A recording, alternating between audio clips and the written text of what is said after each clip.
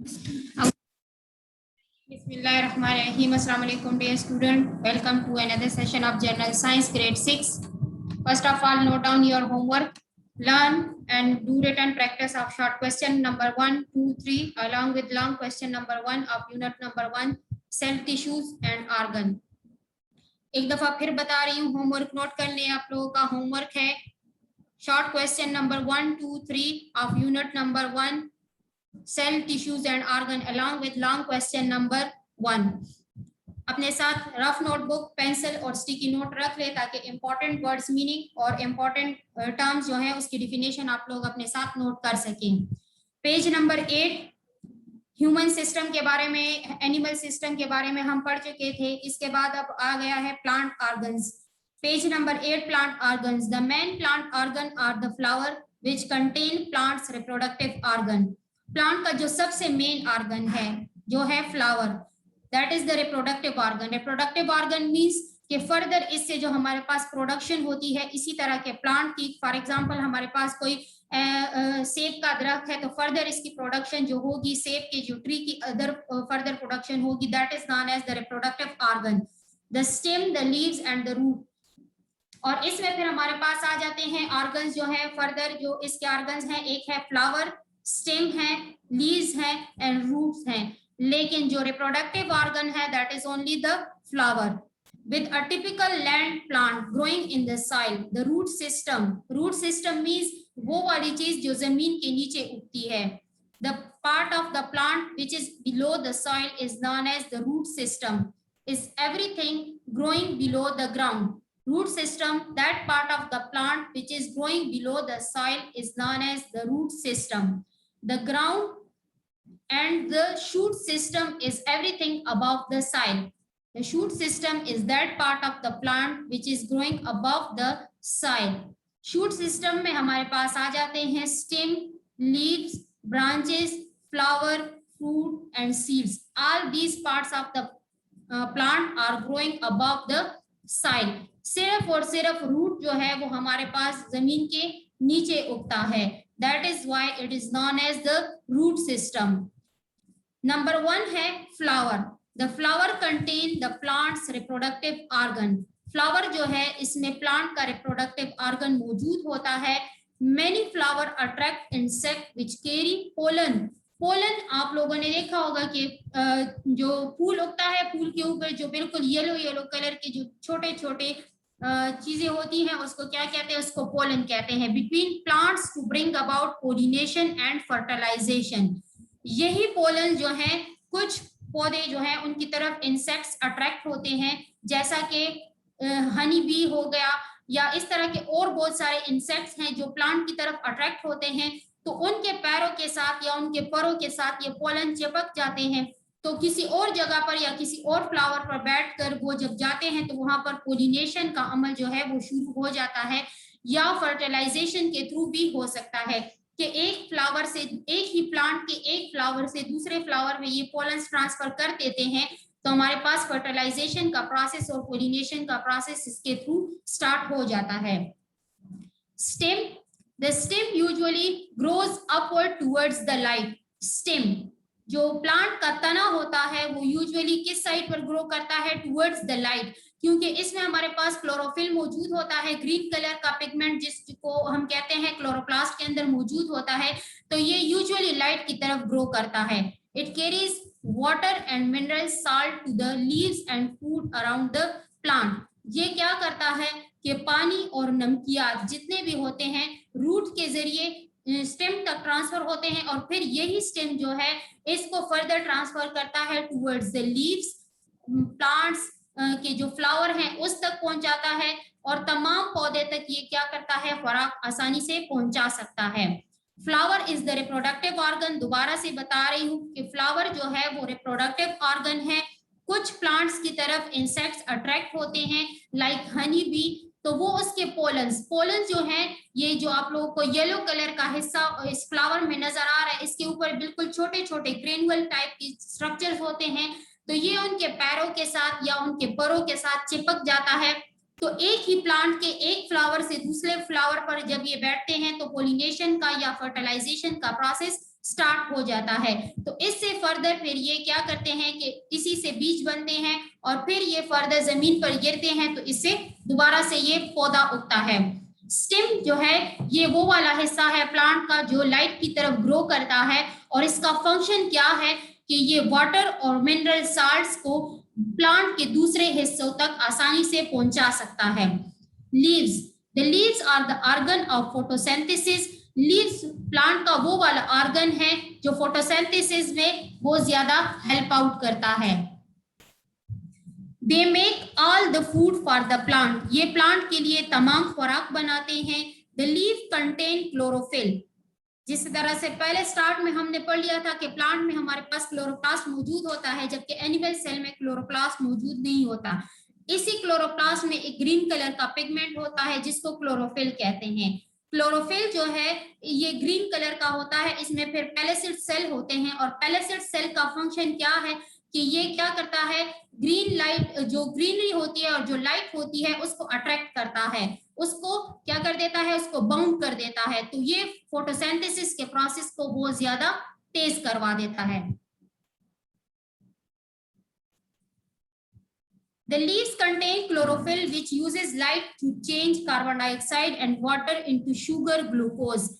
Start में जो हमने सेल पढ़ा था प्लांट सेल, उसमें हमने पढ़ा था कि प्लांट जो है वो अपनी खुराक बनाते हैं with the help of chlorophyll. In the presence of chlorophyll sunlight photosynthesis के प्रोसेस से तो किस तरह से होता है कि carbon dioxide CO2 plus water H2O ये दोनों कंबाइंड हो जाते हैं तो प्लांट की खुराक बन जाती है जिसको हम ग्लूकोज कहते हैं, शुगर ग्लूकोज कहते हैं। C6H12O6 ये इसका फार्मूला है। इसको फर्दर जो है फिर ये ऑक्सीजन भी इसके साथ रिलीज करता है ग्लूकोज के साथ। तो प्लांट जो है ये oxygen as a by product release होता है जिसको फर्दर फिर ह्यूमन बीइंग्स जो है यूटिलाइज करते हैं या एनिमल्स यूटिलाइज करते हैं। Leaves have tiny pores. Leaves में क्या होता है, बिल्कुल स्मॉल से होल्स होते हैं जिसको क्या कहते हैं, जिसको स्टोमाटा कहते हैं। इन स्टोमाटा के जरिए से क्या होता है, एक्सचेंज ऑफ गैसेस होती है। प्लांट में गैसेस जो हैं वो एक्सचेंज होते हैं। Carbon dioxide CO2 plus water H2O they form glucose C6H12O22 sorry C6H11O22 ये ग्लूकोज ये बनाते हैं जिस और इसके साथ oxygen as a by product जो है वो रिलीज होता है। इस ऑक्सीजन को फर्दर यूटिलाइज किया जाता है। कौन सी चीजें यूटिलाइज करती हैं, ह्यूमन बीइंग इसको यूटिलाइज करते हैं। Leaves have tiny pores on their undersides. Leaves के जो निचले वाला सतह होता है इसमें क्या मौजूद होते हैं, इसमें बिल्कुल छोटे छोटे पोर्स मौजूद होते हैं। ये पोर्स क्या करते हैं, एक्सचेंज ऑफ गैसेस करते हैं। लाइक कार्बन डाइऑक्साइड जो है वो अंदर चला जाता है, ऑक्सीजन जो है इन्हीं पोर्स के जरिए से बाहर जो है निकल आता है। इन्हीं पोर्स के जरिए से ये एक्स्ट्रा वाटर को भी रिलीज करते हैं जिनको क्या कहते हैं, जिनको स्टोमाटा कहते हैं। These let essential carbon dioxide in and waste oxygen and water out। और ये क्या करते हैं कि कार्बन डाइऑक्साइड इसके जरिए से अंदर दाखिल होता है और वेस्ट मटेरियल जो एज अ वेस्ट प्रोडक्ट इनमें बनता है वो है ऑक्सीजन और वाटर। कुछ एक्स्ट्रा वाटर को ये क्या करते हैं, ये smallest cell in the human body जो है वो ब्रेन का सेल है। ब्रेन सेल जो है वो आप लोग बुक पेज नंबर 5 पर देख ले। The smallest cell in the human body is the brain cell. Body में स्मॉलेस्ट सेल कौन सा है, बॉडी में स्मॉलेस्ट सेल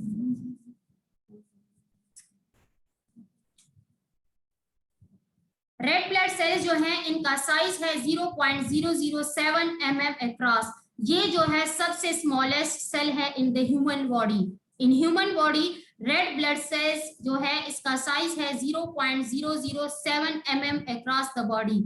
जो लार्जेस्ट सेल है ह्यूमन बॉडी में, लार्जेस्ट सेल इज द इक सेल और ओआ, जिससे फर्दर जो है ह्यूमन बीइंग की प्रोडक्शन होती है, that is the largest cell. जो स्मॉलेस्ट सेल है that is the red blood cells. The roots anchor the plant in the soil so that it doesn't blow away or fall over by accident. Root जो है ये plant को क्या करता है, मजबूत बनाता है। किस चीज में मजबूत बनाता है, सॉइल में। इसको क्या कर देता है, बिल्कुल मजबूती से इसके अंदर गाड़ देता है। किस तरह से कि अगर कोई तूफान आ जाए, कोई आंधी वगैरह आ जाए, या स्टार्ट में पौधा बहुत ज्यादा कमजोर हो जाता है, तो किसी चीज के लगने से ये क्या हो जाता है कि इसके गिरने के चांसेस बहुत ज्यादा होते हैं। तो ये रूट्स जो है ये प्लांट को क्या कर देता है, बिल्कुल स्टक कर देता है, सॉइल के अंदर इसको बिल्कुल स्टक कर देता है। ये एज अ सपोर्ट प्लांट के लिए काम करता है। The root hair provides a large surface area to take in water and mineral salt from the soil. जो रूट स्ट्रक्चर में आप लोगों को नजर आ रहा होगा स्क्रीन पर, ये जो आप लोगों के पास रूट्स के ऊपर ये बिल्कुल छोटे छोटे बाल नजर आ रहे हैं, इनको क्या कहते हैं, इनको रूट हेयर्स कहते हैं। ये रूट हेयर क्या करते हैं कि वाटर को एब्जॉर्ब करते हैं और मिनरल साल्ट को एब्जॉर्ब करते हैं साइल से, और फिर फर्दर इसको ट्रांसफर करते हैं towards the stem. Page number 9 पर है कि प्लांट के cell, tissues, organs and system किस तरह से हैं। तो आप लोगों के पास है कि प्लांट जो है उसमें आप लोगों को एक सेल दिखाया गया है कि इससे किस तरह से आप लोगों के पास एक ऑर्गन बनता है। The diagram below sum up the relationship between cell, tissues, organs and whole plant. Palisade cell आप लोगों को दिखाया गया है कि बिल्कुल स्टार्ट में आप लोगों के पास एक सिंगल पैलेसिड सेल है। एसेंशियल मींस जरूरी, एसेंशियल का मतलब है जरूरी। Largest cell is the egg cell और ओवा, जिससे फर्दर रिप्रोडक्शन के प्रोसेस के जरिए से ह्यूमन बीइंग की या फिर एनिमल्स के जो ऑफस्प्रिंग होते हैं या प्लांट के जो सेल डिफरेंट सीड्स वगैरह होते हैं उसकी जो है वो ट्रांसफर होती है।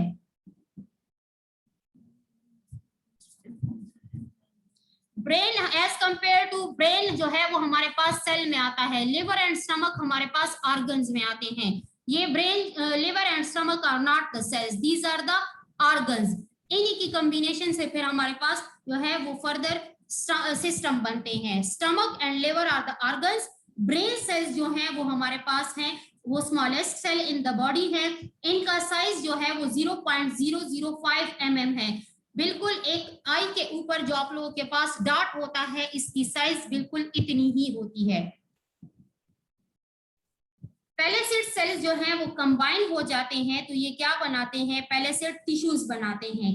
यही पैलेसिड टिश्यूज जब फर्दर कंबाइन हो जाते हैं तो ये एक ऑर्गन बनाते हैं।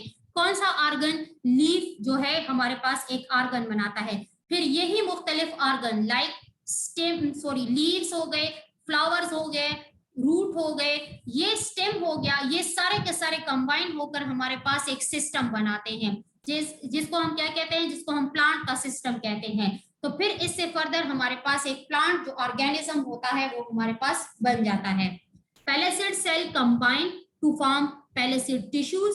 These palisade tissues combine to form organ. Which one organ? The leaf. ये वाला ऑर्गन ये बनाते हैं। फिर यही ऑर्गन्स हमारे पास कंबाइन होकर एक सिस्टम बनाते हैं, लाइक रिप्रोडक्टिव सिस्टम हो गया। फिर इसमें हमारे पास कंडक्टिंग सिस्टम है कि किस तरह से पानी जो है वो जमीन से और मिनरल साइल कंडक्ट होकर ऊपर लीव्स तक पहुंचते हैं।